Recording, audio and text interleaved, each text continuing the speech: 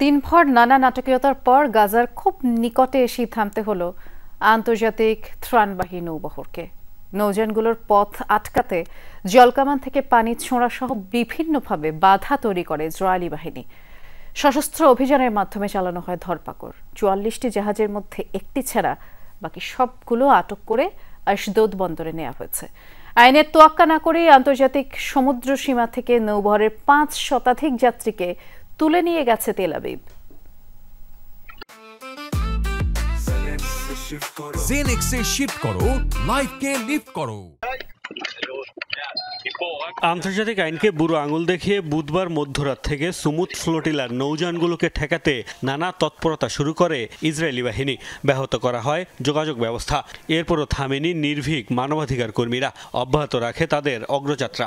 তবে গাজার খুব কাছে আসার পরই নৌযানগুলোকে একে একে আটক করে নিয়ে যায় তেল আবিব। ৪৪টির মধ্যে একটি বাদে সবগুলোকেই আটক করা হয়েছে বলে দাবি দেশটির। সশস্ত্র অভিযান চালিয়ে রীতিমতো অপহরণ করা হয় ৫ শতাধিক মানুষকে।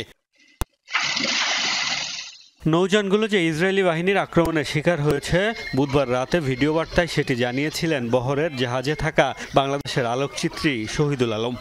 আমরা কনসিয়েন্সে আছি। এইমাত্র সংবাদ আসলো যে আলমার উপর আক্রমণ হয়েছে।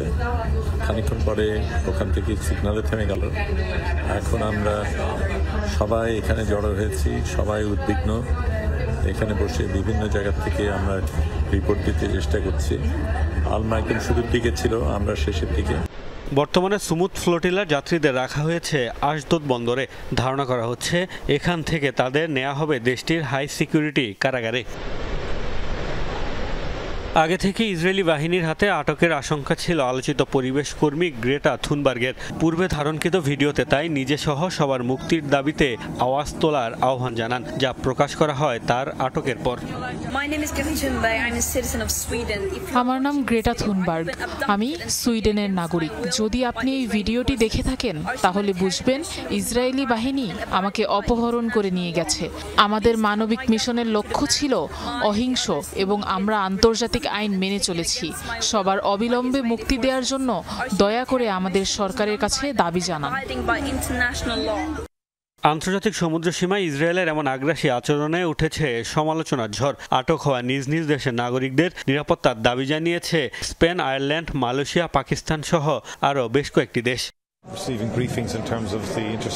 আমাদের রাষ্ট্রদূত ইসরায়েলি কর্তৃপক্ষের সাথে যোগাযোগ রাখছেন এবং যারা আটক রয়েছেন তাদের আমরা সার্বক্ষণিক সহায়তা প্রদান করব। তাদের সাথে যথাযথ আচরণ জরুরি। এটি একটি মানবিক মিশন যা কারোর জন্য হুমকি তৈরি করেনি।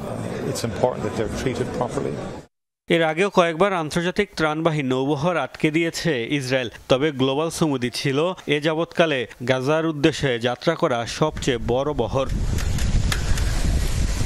মোস্তফা মাহমুদ, যমুনা নিউজ।